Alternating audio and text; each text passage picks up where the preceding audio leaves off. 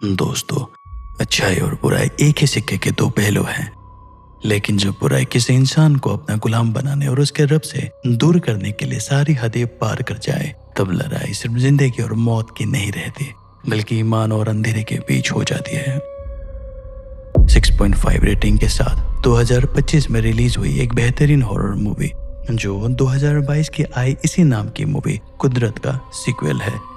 लेकिन इस मूवी की कहानी की तरफ बढ़ने से पहले आइए पार्ट 1 की कहानी को थोड़ा समझ लें, ताकि आगे की कहानी को समझने के लिए आपको कोई परेशानी ना हो।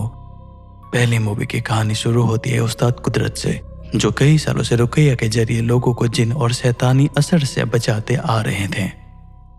कुदरत की अपनी एक छोटी सी दुनिया थी। उनकी पत्नी अजीजा, उनका बेटा अलीफ, यही उनका परिवार था और यही उनकी जिंदगी का सबसे बड़ा ताकत भी। लेकिन उनकी जिंदगी उस वक्त बदल जाती है जब उनका अपना बेटा अलीफ एक खतरनाक जिन आंसुवाला के कब्जे में आ जाता है। कुदरत अपने बेटे को बचाने की पूरी कोशिश करता है, लेकिन आखिरकार वो बच नहीं पाता और अलीफ की मौत हो जाती है। अपने बेटे की मौत के बाद कुदरत भी खुद आंसुवाला के कहर से गुजरता है। इन घटनाओं के बाद वो अपने पुराने जगह पैसन ट्रेन लौटने का फैसला करता है। वो चाहते थे कि कुछ वक्त अपने उस्ताद रोचिम के पास रहकर अपने दिल को सुकून दे सके और अपने अंदर चल रही इस जंग को बाहर निकालने की कोशिश करे। लेकिन कुदरत को उस समय पता नहीं था कि जिस जगह वो सुकून की तलाश में आया है, वही जगह पहले से एक शैतानी साए के चपेट में है। पैशन ट्रेन और उसके आसपास के गांव के बच्चे को निशाना बनाया जा रहा था। एक शैतानी ताकत बच्चों को अपने कब्जे में लेकर उनका इस्तेमाल डार्क रिचुअल और बलि के लिए कर रहा था। अब गांव पहुंचने के बाद कुदरत की मुलाकात अपने पुराने दोस्त उस्ताद जफर और अपने उस्ताद रोचिम से होती है। धीरे धीरे कुदरत समझने लगता है कि गांव में हो रही ये घटनाएं किसी आम होती है जिनकी वजह से नहीं है। सबसे बड़ा इम्तिहान तब आता है जब गांव की एक सदस्य जैस्मिन के छोटे बेटे अलीफ पर एक शैतानी एंटिटी कब्जा कर लेती है। उस बच्चे का नाम भी कुदरत के मरे हुए बच्चे के नाम के जैसा ही था, इसीलिए उसके सामने अलीफ की पुरानी यादें फिर से ताजा हो जाती है। जैसे जैसे कुदरत इस मामले की तह तक पहुंचता है, उसे पता चलता है कि जफर ही इस पूरे अंधेरे के पीछे है। उसने ताकत और हैसियत बढ़ाने के लिए डार्क रिचुअल और जिन्नात का सहारा लिया। आखिरकार कुदरत जफर का सामना करता है और उसे खत्म कर देता है। लेकिन जफर के खत्म होते ही कुदरत के सामने और एक नई परेशानी खड़ी हो जाती है। आंसुवाला उसका पीछा करते हुए पैसान ट्रेन तक पहुंच चुका था। उसने यास्मीन को पॉजेस करके कुदरत को खत्म करने की ठान ली थी। लेकिन इस बार कुदरत अपने बेटे की मौत के दर्द को अपनी कमजोरी नहीं बनने देता। वो उसी दर्द के साथ आंसुवाला का सामना करते हुए अलीफ, यास्मीन और आशा को उसके कब्जे से आज़ाद कर देता है। और इसी के साथ पहली मूवी की कहानी एक नए मोड़ पर खत्म होती है। कुदरत उस गांव से निकलकर अपनी जिंदगी को एक नई दिशा की ओर बढ़ा रहा था, लेकिन उसे ये नहीं पता था कि आगे उसका सामना पहले से कहीं बड़े खतरे से होने वाला है। और यहीं से शुरू होती है कुदरत पार्ट 2 की कहानी। तो चलिए अब हम बढ़ते हैं इस मूवी की कहानी की तरफ, जहां हमें कुदरत और अलीफ के साथ हुई वारदात के बारे में पता चलता है कि कैसे आंसुवाला पहले अपनी साजिश कर कुदरत को तोड़ने की हर मुमकिन कोशिश करता है। और ये कहानी हमें अजीजा और कुदरत के साथ हुए पास्ट और प्रेजेंट के वारदात के बारे में दिखाती है, जहां हमें पता चलता है कि अजीजा को किन किन तकलीफों का सामना करना पड़ा था। मूवी की शुरुआत एक बेहद खौफनाक मंजर से होती है, जहां अजीजा का सामना एक ताकतवर जिन आंसुवाला से हो रहा था। लेकिन आंसुवाला का मकसद सिर्फ उसे डराना नहीं था। वो जानता था कि अगर उसे कुदरत को तोड़ना है तो वो सीधे कुदरत पर हमला करने से ज्यादा असरदार होगा कि उसकी पत्नी के दिल और उसके सबसे कमजोर जगह को निशाना बनाना। और अजीजा की सबसे बड़ी कमजोरी थी उसका बेटा अलीफ। आंसुवाला इसे कमजोरी को हथियार बना लेता है। वो अजीजा के सामने ऐसा डर पैदा करता है कि उसे लगता है कि अगर जिन की बात वो नहीं मानी तो अलीफ को वो अपने हाथों से छीन लेगा। दूसरी तरफ कुदरत उस शैतानी ताकत का सामना खड़े होकर अल्लाह की पनाह मांगकर कुरान की आयतों के जरिए उसका सामना कर रहा था। लेकिन आंसुवाला लगातार अजीजा को यकीन दिलाता है कि अलीफ को बचाने का रास्ता सिर्फ उसी के पास है। एक माँ के लिए उस वक्त ईमान और अपने बच्चे की जिंदगी के बीच फैसला करना कितना मुश्किल रहा होगा, इसका अंदाजा भी लगाना आसान नहीं है। आखिरकार अजीजा अपने बेटे को बचाने के लिए आंसुवाला के सामने झुक जाती है। वो खुद को उस जिन के हवाले कर देती है। लेकिन यही वो पल था जब आंसुवाला ने अजीजा की सबसे बड़ी कमजोरी को उसके जीवन की सबसे बड़ी सजा में बदल दी।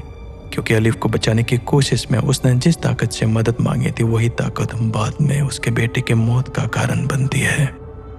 अलीफ की मौत के बाद अजीजा के अंदर एक ऐसा गिल्ट पैदा हो जाता है जिससे वो जिंदगी भर बाहर नहीं निकल पाती। उधर इस घटना का सबसे बड़ा असर कुदरत की जिंदगी पर पड़ता है। अलीफ की मौत का इल्जाम कुदरत पर आ जाता है और उसे जेल भेज दिया जाता है। यानी कहानी हमें पास्ट की टाइमलाइन दिखा रही थी जहां से कुदरत और अजीजा की जिंदगी पूरी तरह बदल गई थी। अब कहानी हमें प्रेजेंट में लेके आती है। पहचान प्रिंस से कुदरत लौटते समय उस्ताद रोचिम कुदरत को अजीजा की चिट्ठी देते हैं जो उसने कुदरत के जेल में रहने के दौरान लिखी थी। कुदरत अपने सफर के दौरान एकांत जगह पहुंचकर वही उस चिट्ठी को खोलकर पढ़ना शुरू करते हैं जो उसने कुदरत के जेल में रहने के दौरान लिखी थी। अजीजा ने उस खत में अपने साथ हुई घटनाओं और अलीफ की मौत के बाद अपनी हालत के बारे में कुदरत को बताया था। वो लिखती है कि अलीफ को बचाने की कोशिश में उसने जिस शक्ति की ताकत से मदद मांगी थी उसके बाद उसकी हालत लगातार बिगड़ती चली गई। अलीफ की मौत के बाद वो खुद को इस घटना के लिए जिम्मेदार मानने लगी थी और उसके अंदर लगातार अपराध बोध बना हुआ था। इसी दौरान कहानी हमें पास्ट की कुछ घटनाओं की तरफ ले जाती है। अजीजा कुदरत से मिलने जेल पहुंचती है लेकिन कुदरत खुद उससे मिलने से बच रहा होता है। अलीफ की मौत और उस पूरे हादसे के बाद उसके दिल में अपने लिए इतनी नफरत और पछतावा भर चुका था कि वो अजीजा का सामना नहीं कर पा रहा था। इसी वजह से दोनों की मुलाकात नहीं हो पाती। इसके बाद कहानी एक और मोड़ लेती है। अजीजा को वार्डन से पता चलता है कि कुदरत जल्द ही जेल से रिहा होने वाला है और रिहा के दिन जब वो जेल पहुंचती है तो वहां का माहौल कुछ अलग महसूस होता है। वार्डन का बिहेवियर अचानक बदल चुका था और उसकी हरकतों में कुछ अजीब सा नजर आ रहा था। तभी जेल के अंदर एक जोरदार चीख सुनाई देती है।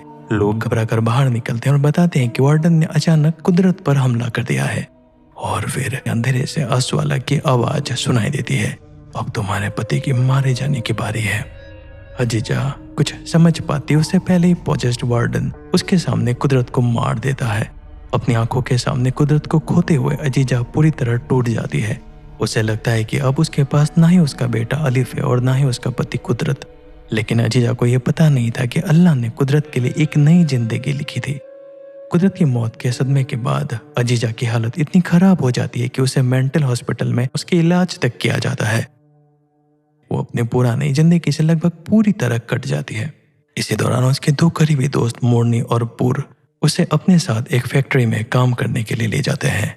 अजीजा के लिए ये एक नई शुरुआत थी। शायद उसे लगता था कि अगर वो पुराने दर्द से दूर चली जाए तो धीरे धीरे अपनी जिंदगी को फिर से संभाल लेगी। लेकिन उसे पता नहीं था कि जिस जगह वो जा रही है वहां उसके अतीत से भी ज्यादा खतरनाक अंधेरा उसका इंतजार कर रहा है। अब कहानी बेनांग मांस फैक्ट्री में पहुंचती है। शुरुआत में ये जगह बाकी किसी फैक्ट्री की तरह दिखाई दे रही थी। लोग काम करते हैं, शिफ्ट चलती है और हर कोई अपनी जिंदगी में व्यस्त थे।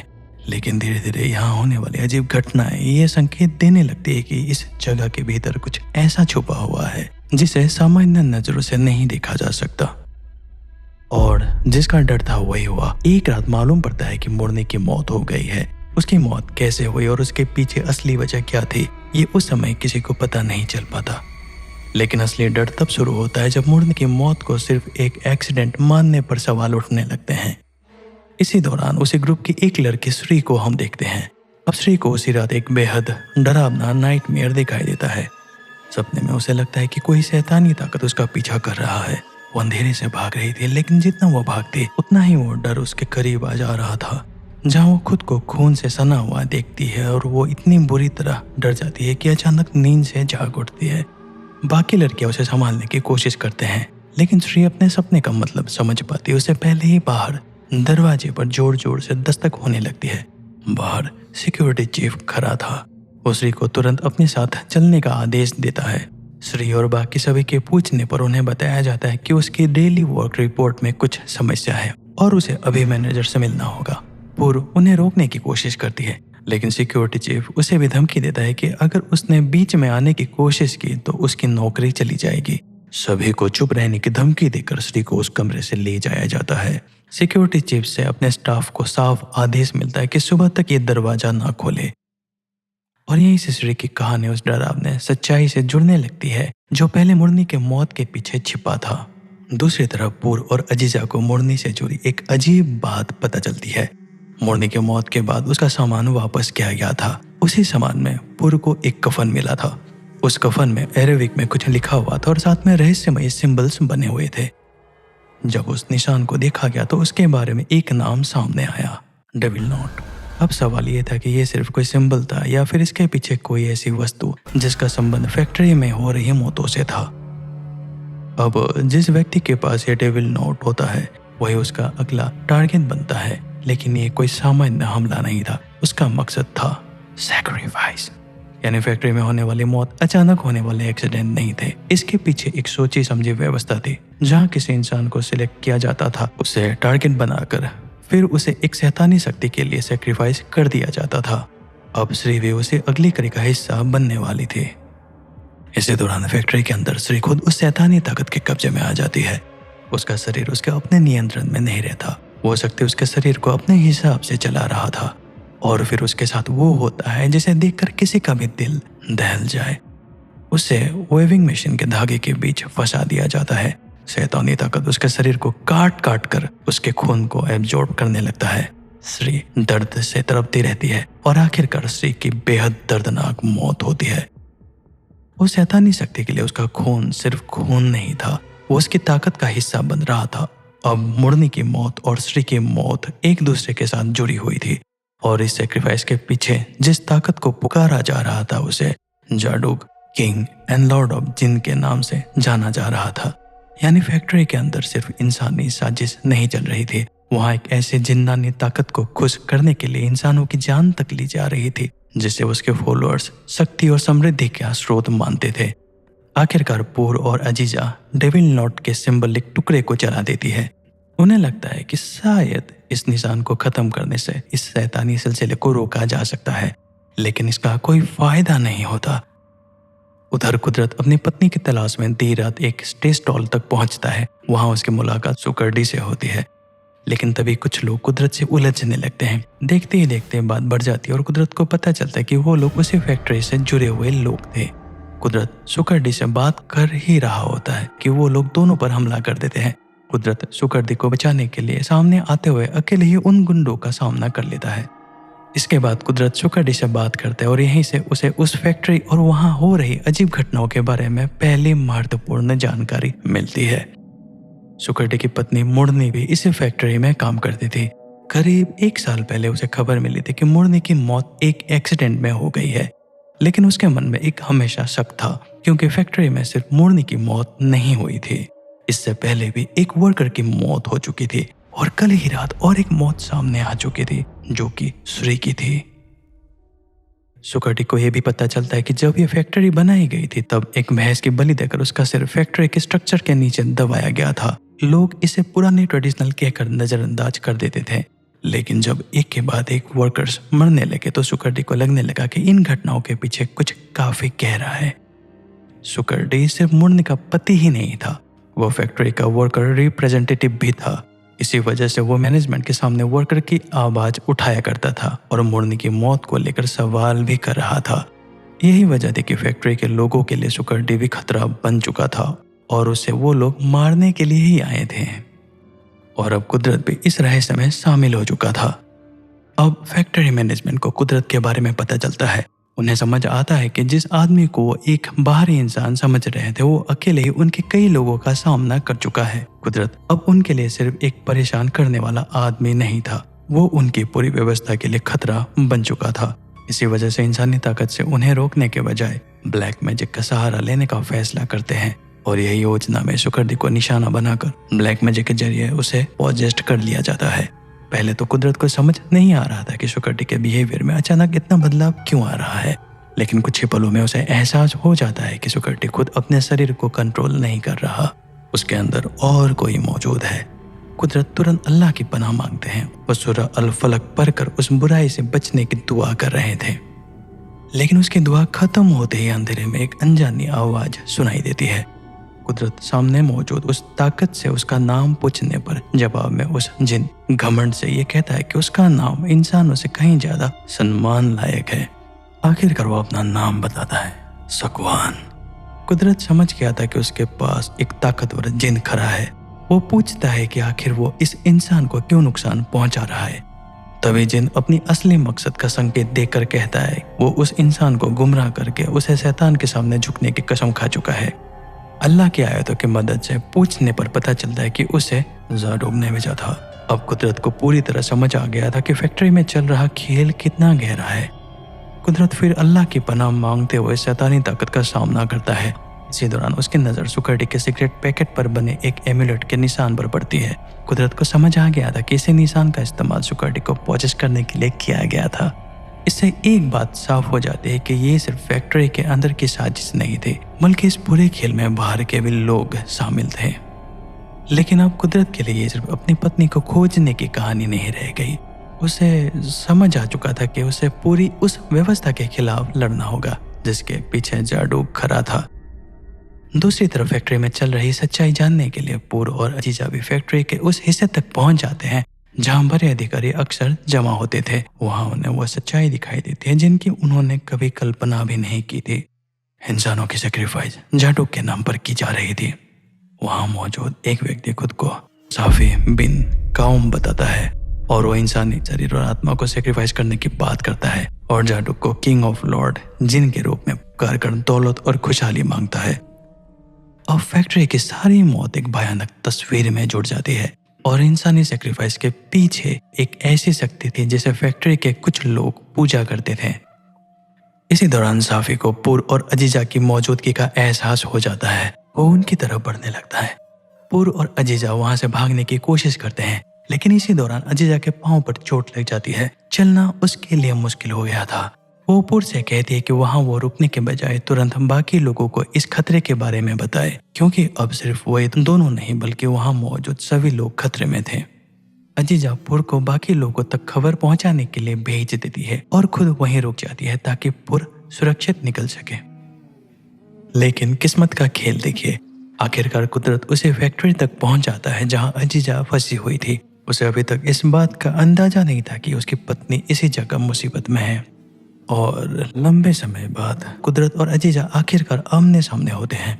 अजीजा उसे देखकर हैरान रह जाती है, क्योंकि आखिरी बार उसने कुदरत को अपनी आंखों के सामने मरते हुए देखा था। उसे यकीन था कि कुदरत अब इस दुनिया में नहीं है, लेकिन सामने कुदरत को जिंदा देखकर अजीजा के चेहरे पर जो सुकून आता है उन्हें शब्दों में बयां करना मुश्किल था। अजीजा अपने भीतर दबे सारे दर्द की बात कुदरत को बता रही थी। फिर वह स्वाला का नाम लेती है। वो बता रही थी कि वो जिन कभी उसे आजाद नहीं करना चाहता। उसकी रिवेंज तभी पूरी होगी जब अजीजा का ईमान पूरी तरह टूट जाएगा। कुदरत को अब समझ आ रहा था कि असवाला ने अजीजा के साथ क्या किया था। उसने अलिफ की मौत को उसी के खिलाफ इस्तेमाल किया। अजीजा खुद को दोषी मानती थी। उसे लगता था कि उसने बेटे को बचाने के लिए अल्लाह के बजाय डेविल की मदद मांगी थी और इसके लिए अलिफ की मौत उसकी सजा थी। लेकिन कुदरत उसे समझाता है अल्लाह की रहमत इंसान की अपनी सजा से कहीं बरी है।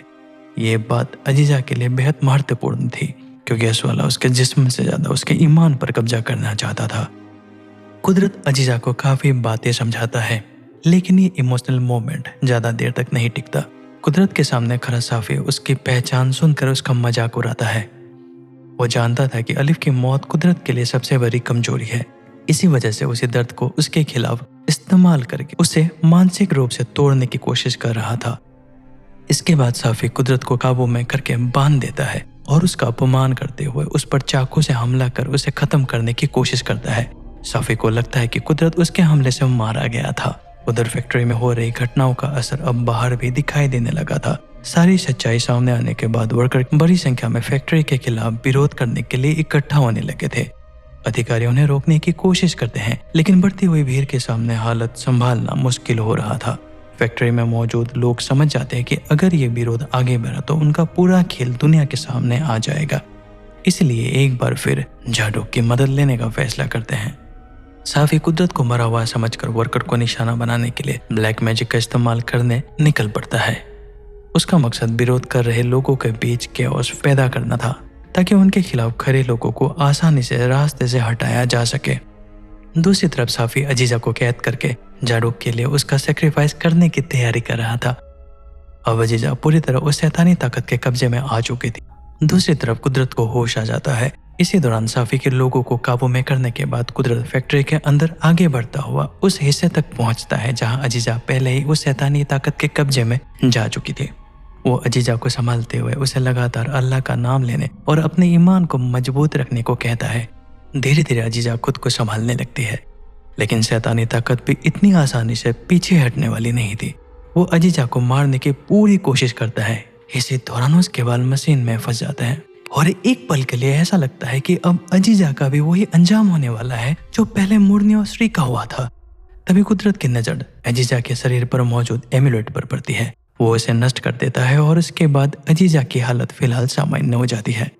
लेकिन ये राहत ज्यादा देर तक नहीं थी, क्योंकि फैक्ट्री के बाहर वर्कर और मैनेजमेंट के बीच तनाव बढ़ चुका था और इसी तनाव के बीच एक बार फिर जाटुक का नाम लेकर खौफनाक रिचुअल शुरू होता है।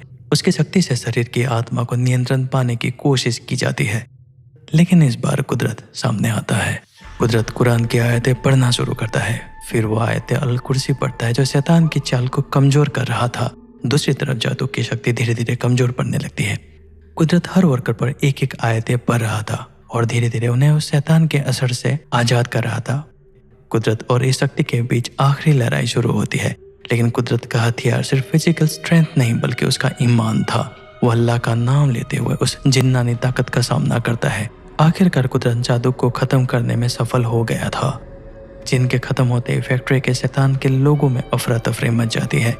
जिस आदमी को वह रास्ते से हटाना चाहते थे वही उनके पूरे खेल को खत्म कर चुका था। साफी भी कुदरत को रोकने की कोशिश करता है, लेकिन कुदरत भी पीछे हटने वाला नहीं था। वो साफी की चाल को समझ लेता है और आखिरकार उसे उसके सही जगह पर पहुंचा देता है। इसके बाद कुदरत अजीजा को लेकर वहां से निकल पड़ता है। लंबे समय बाद कुदरत और अजीजा वापस घर पहुंचते हैं।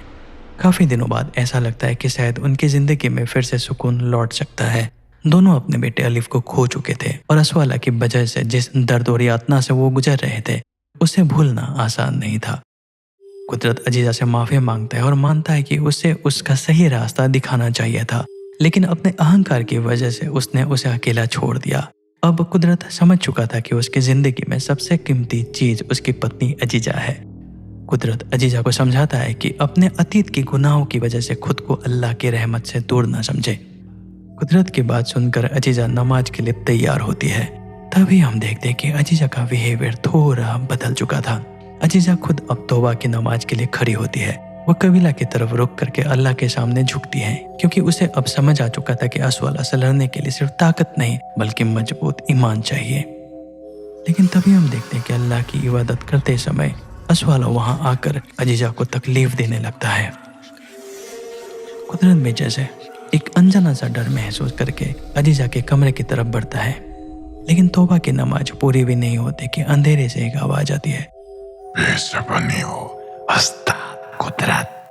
वो फिर अजीजा को अपने कब्जे में लेने की कोशिश करता है और कुदरत को धमकी देता है कि अगर उसने उसके सामने घुटने नहीं टिके तो वो अजीजा को अलिफ के पास नरक में भेज देगा।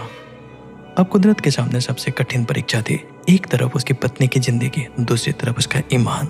असवाला चाहता था कि कुदरत अपने परिवार के दर्द में टूट जाए और उसी के सामने झुककर अपने अल्लाह को छोड़ दे। आखिरकार कुदरत अजीजा को बचाने के लिए उसकी शर्त मानने का दिखावा करता है, लेकिन असवाला तुरंत उसकी चाल समझकर वो उसे चेतावनी देता है कि उसे धोखा देने की कोशिश ना करे। इसके बाद असवाला अपनी असली सोच सामने रखता है। वो कहता है कि उसे इंसान के ऊपर बनाया गया है, इसलिए कुदरत को अपने अल्लाह और उसकी सारी शक्ति से मुंह मोड़कर खुद को असवाला के हवाले कर देना चाहिए। यानी वो सिर्फ कुदरत को मारना नहीं चाहता था, वो चाहता था कि उस्ताद कुदरत खुद अपना ईमान छोड़ दे। यही उसकी सबसे बड़ी जीत होती। लेकिन कुदरत के भीतर अब एक अलग दृढ़ता आ चुकी थी। वो टूटने के बजाय अल्लाह से दुआ करने लगता है। जितना असवाला उसे तोड़ने की कोशिश करता है उतना ही कुदरत अपने ईमान में मजबूत होते दिखाई देता है। इसी बीच अजीजा भी असवाला के खिलाफ खड़ी हो जाती है। वो तौबा नमाज पढ़कर अल्लाह से माफी मांगती है और सूरह अल इखलास पढ़कर साफ कर देती है कि उसका रब सिर्फ एक है। असवाला उसे गुनाहगार कहकर डराता है, जहन्नुम की धमकी देता है और उसका हुक्म मानने को कहता है। लेकिन इस बार अजीजा नहीं टूटती। वो अल्लाह की रहमत पर भरोसा करती है और आखिरकार असवाला के कब्जे से आजाद होने लगती है। कुदरत समझ गया था कि अजीजा अब वापस लौट चुकी है। वो उसे देखकर सुकून महसूस करता है। लेकिन असवाला अजीजा के ईमान और अपनी नाकामी देखकर गुस्से से कुदरत पर हमला कर देता है। कुदरत भी अल्लाह पर अपने मजबूत ईमान के साथ उसका सामना करता है और दोनों के बीच एक बेहद खतरनाक टक्कर शुरू हो गई थी। लेकिन असवाला कोई आम दुश्मन नहीं था। वो अपनी चालाकी से कुदरत पर ऐसा हमला करता है जिससे हालात अचानक उसके खिलाफ हो जाते हैं। कुदरत की जान बचाने के लिए अजीजा खुद को सेक्रीफाइस कर देती है, लेकिन ये सेक्रीफाइस सिर्फ एक पत्नी का अपने पति के लिए किया गया बलिदान नहीं था। अजीजा का निस्वार्थ त्याग और कुदरत का अपने ईमान पर अडिग रहना दोनों मिलकर असवाला की ताकत को उसी के सामने, उसी के पास कमजोर कर देते हैं, जिसके सहारे वो इतने समय तक उन्हें तोड़ने की कोशिश कर रहा था। लेकिन आखिरकार अजीजा की मौत हो जाती है और कुदरत अकेला रह जाता है। बाद में जब कुदरत अजीजा को दफनाते हुए अल्लाह से पनाह मांगता है तो उसकी आंखों में दर्द के साथ गुस्सा भी साफ दिखाई देता है। उसने एक बार फिर अपने करीबी इंसान को खो दिया, लेकिन इस बार उसके अंदर असवाला के खिलाफ लड़ने का इरादा और भी मजबूत हो चुका था। लेकिन असवाला की हार के बावजूद उसकी आखिरी धमकी बाकी थी। वो कुदरत के लिए कहता है कि उसकी वजह से उसके सभी चाहने वाले लोग जिंदगी भर तकलीफ झेलेंगे। इसके बाद कहानी हमें कुदरत के उस्ताद के गांव पर दिखाती है। वहां हमें अलीफ दिखाई देता है, लेकिन इस बार उसके आसपास का माहौल बिल्कुल अलग था। धीरे धीरे पता चलता है कि जिन ने अलीफ को अपने कब्जे में लेकर यास्मीन को अपना अगला निशाना बना लिया था। इसी के बाद और एक चौंकाने वाली बात सामने आती है कि जफर अभी जिंदा है और अब उसका अगला सेक्रीफाइस आसा बनने वाली थी। यानी अजीजा को खोने के बाद भी कुदरत की लड़ाई खत्म नहीं हुई थी। उसके सामने अब 3 नई ताकतें थी। दूसरी तरफ कुदरत के उस्ताद एक नए खतरे को देख रहे थे और आने वाली लड़ाई के लिए खुद को तैयार कर रहे थे। अब ये सिर्फ असवाला को रोकने की कहानी नहीं थी। कुदरत को अपने उस्ताद, अपने गांव और अपने करीबी लोगों को भी उस शैतान से बचाना था, क्योंकि असवाला कुदरत से हार कर भी पीछे हटने वाला नहीं था और अब वो उन लोगों को निशाना बनाने वाला था जो कुदरत के सबसे करीब थे। तो दोस्तों, यही थी कुदरत मूवी की एक्सप्लेनेशन। लेकिन यहाँ एक बात ध्यान देने वाली है। जब अजीजा पहले ही असवाला के कब्जे में थी तो फैक्ट्री के जिन जाडूक ने उसे अपने वश में कैसे किया और असवाला ने उसे रोका क्यों नहीं? इसका जवाब यही है कि जाडूक असवाला का कोई दुश्मन नहीं था। वो उसे शैतानी ताकत के लिए काम कर रहा था। असवाला अजीजा के ईमान को तोड़ना चाहता था, जबकि जाडूक ने रिचुअल और तलिस्मान के जरिए उसके ऊपर अपना असर कायम किया। लेकिन उनका मकसद एक ही था, उन्हें इतना तकलीफ देना कि उनके अल्लाह पर बने ईमान को तोड़ पाए।